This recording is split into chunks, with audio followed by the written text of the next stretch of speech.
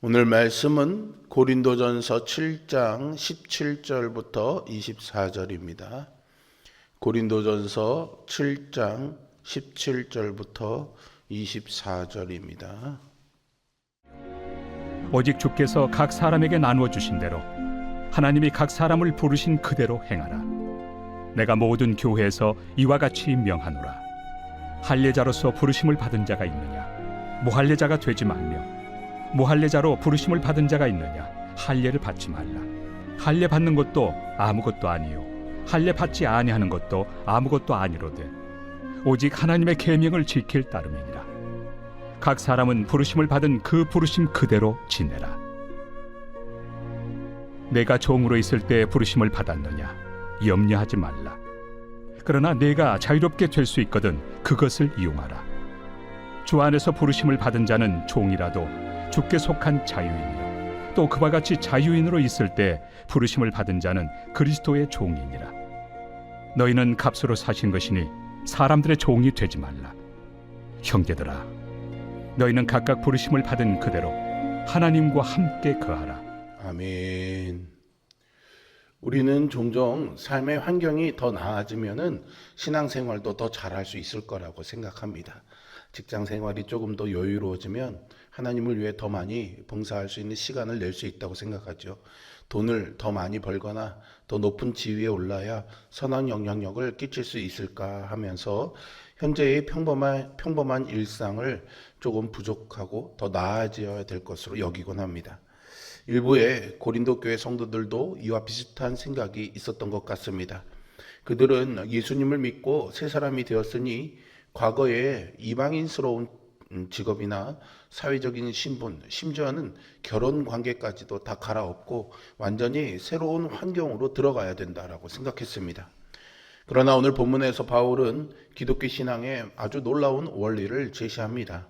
바울은 자기가 처한 상황과 조건 때문에 고민하는 고린도 교회 성도들에게 부르신 자리에서 소명에 순종하며 살라고 말합니다.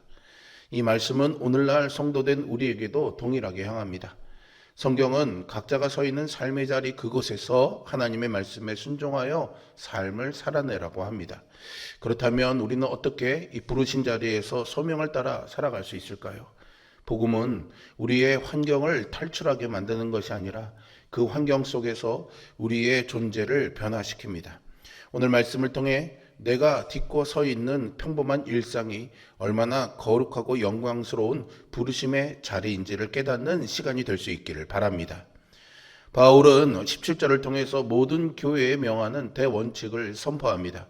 오직 주께서 각 사람에게 나누어 주신 대로 하나님이 각 사람을 부르신 그대로 행하라. 주께서 각 사람에게 나누어 주신 대로 하나님이 각 사람을 부르신 그대로 살아가라는 권면이죠. 여기서 바울이 강조하는 핵심은 행함입니다. 신앙은 더 나은 환경을 설정하는 것이 아니라 지금 주어진 자리에서 하나님 앞에 걷는 삶으로 드러납니다.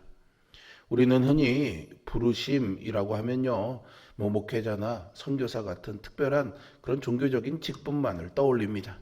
그러나 바울의 설명은 다르죠. 주부로서 가정을 돌보는 일, 또 회사에서 문서를 만들고 또 결제를 받는 일, 가게에서 물건을 파는 그 모든 평범한 일상이 주님께서 내게 나누어 주신 거룩한 분복이라는 것입니다. 하나님은 우리를 수도원이나 산속으로 부르지 않고 세속적이고도 치열한 삶의 한복판으로 부르셨습니다. 내가 지금 서 있는 그 직장, 그 가정, 그 인간관계의 자리가 바로 하나님께서 나를 영적으로 빚어가시고 그리스도의 편지로 사용하시기 위해 지정해 주신 선교지입니다. 환경을 탓하며 벗어나려 하기보다 먼저 그 자리에서 하나님과 동행하는 법을 배웠으면 합니다. 지금 우리가 서 있는 삶의 자리가 곧 주님과 동행해야 하는 믿음의 자리입니다. 어떤 상황에서도 주님을 붙들고 오늘 그 자리에서 믿음으로 행하며 그 행함을 통해 주님의 선하심을 드러내는 삶을 사는 우리 모두가 되기를 주님의 이름으로 축복드립니다. 바울이 이 원리를 설명하기 위해 먼저 할례라는 종교적 문화적 조건을 예로 드는데요.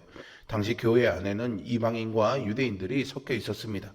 어떤 유대인들은 자신이 할례 받은 것을 부끄러워해서 그 흔적을 지우려고 했고요. 또 이방인들은 반대로 거룩해지기 위해서 굳이 할례를 받아야 된다라는 생각을 하기도 했습니다. 그런데 18절에서 바울은 할례와 무할례를 예로 들어서 신앙을 위해 외적인 상태를 바꾸려는 조급함을 멈추게 합니다. 할례자라면 그것을 지우려 하지 말고 무할례자라면 할례 받으려고 애쓰지 말라는 뜻이죠. 다시 말해 믿음은 겉모양을 바꾸는 데서 증명되는 것이 아니라 부르심 받은 자리에서 하나님께 순종하는 데서 드러납니다.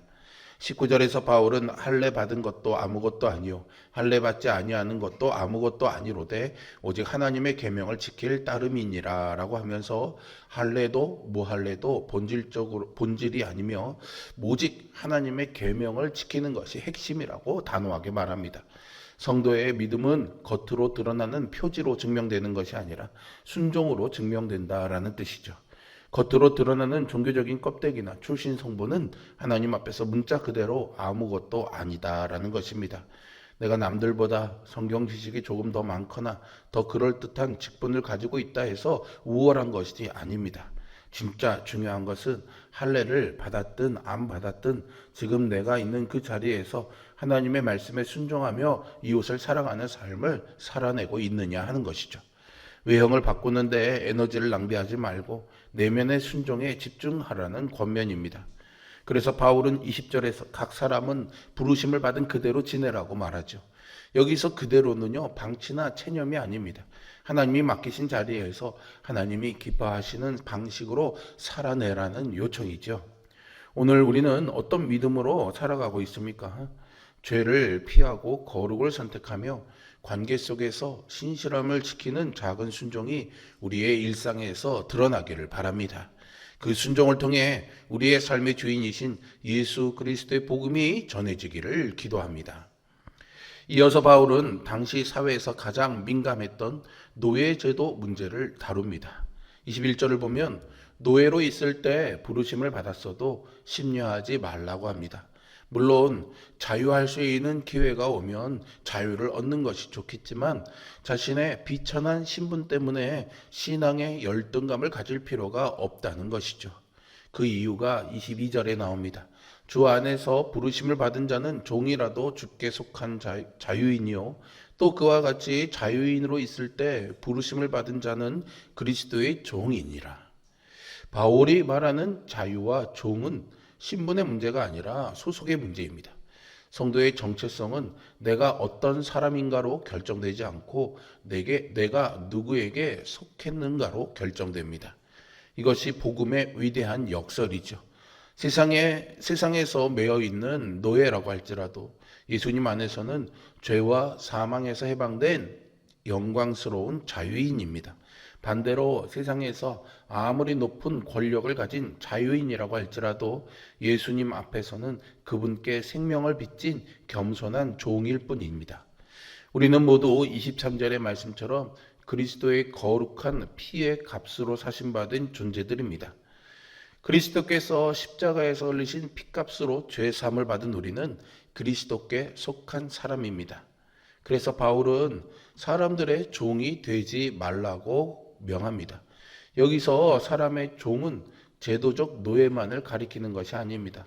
사람의 평가에 묶이고 문화의 압력에 끌려가며 인정 욕구와 비교의 시선에 얽매여 사는 모든 상태를 포함합니다. 그러므로 세상 사람들이 나를 어떻게 평가하든 그 사람들의 잣대에 얽매일 필요가 없다는 것이죠. 그래서 바울은 24절에서 이런 결론을 내립니다. 형제들아, 너희는 각각 부르심을 받은 그대로 하나님과 함께 거하라 라고 말이죠. 환경이 어떠하든 그곳에서 하나님이 나와 함께 하고 계신다면은 그곳이 바로 지성소임을 기억하시기 바랍니다. 성도는 사람이 아닌 하나님 앞에서 살고 하나님 곁에서 살며 하나님께 책임 있게 살아야 하는 존재입니다. 주님이 우리를 피값으로 사셨다면은 우리는 주님께 속한 사람으로서 주님과 함께 오늘을 살아야 합니다.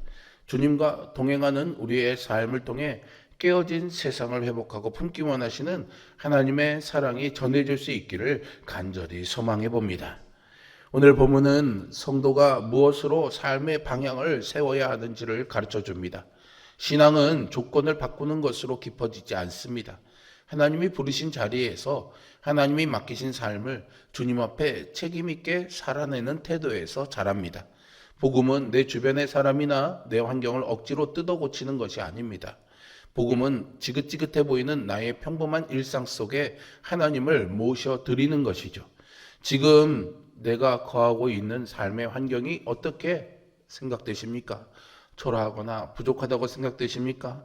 내게 주어진 삶의 조건이나 신분이 남들보다 부족하다고 느껴지십니까? 사람들의 평가나 세상의 기준에 흔들려 스스로를 깎아내리지 마십시오. 여러분은 그리스도께서 생명이라는 핏값을 지불하고 사신 가장 존귀하고 자유로운 주님의 자녀들입니다. 거창한 일을 해야만 하나님께 영광을 돌리는 것이 아닙니다. 내게 주어진 가정과 직장에서 어제보다 오늘 조금 더 정직하게 일하고 이웃을 사랑하고 계명을 지켜낸다면 그 자리가 곧 가장 거룩한 사명의 자리입니다. 지금 내가 있는 그 자리에서 믿음을 행하고 겉으로 보여지는 모습이 아니라 순종을 붙들며 주님의 종으로 서는 우리 모두가 되기를 바랍니다. 오늘도 하나님과 함께 그 부르심의 자리에서 환경을 뛰어넘어 내가 선 그곳에서 하나님과 함께 동행하는 담대하고도 굳건한 믿음의 성도로 살아가시기를 주님의 이름으로 축복합니다. 기도하겠습니다. 거룩하시고 자비로우신 아버지 하나님, 우리를 그리스도의 피값으로 하신 존귀한 자로 불러주시니 감사를 드립니다. 우리는 늘 우리가 가진 삶의 모습과 환경들을 하나님이 보시는 눈이 아닌 세상의 잣대와 평가로 판단하며 조금 더 좋아지면, 조금 더 나아지면 이라는 생각을 많이 갖게 됩니다.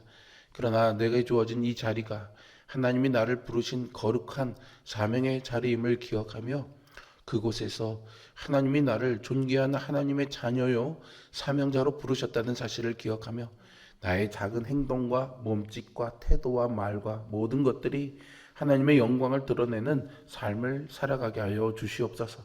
나는 부족하고 연약하지만 세상 사람들은 그것을 조롱하거나 폄하하고 있지만은 하나님이 나와 함께 계심으로 그것이 거룩한 사명지임을 기억하며 작은 섬김과 수고를 통해 이웃을 사랑하며 말씀을 지켜내며 내가 선 그곳이 하나님이 거하시는 거룩한 성소 삼아 살아가는 삶이 될 수 있도록 오늘도 우리의 걸음걸음을 인도하여 주시옵소서.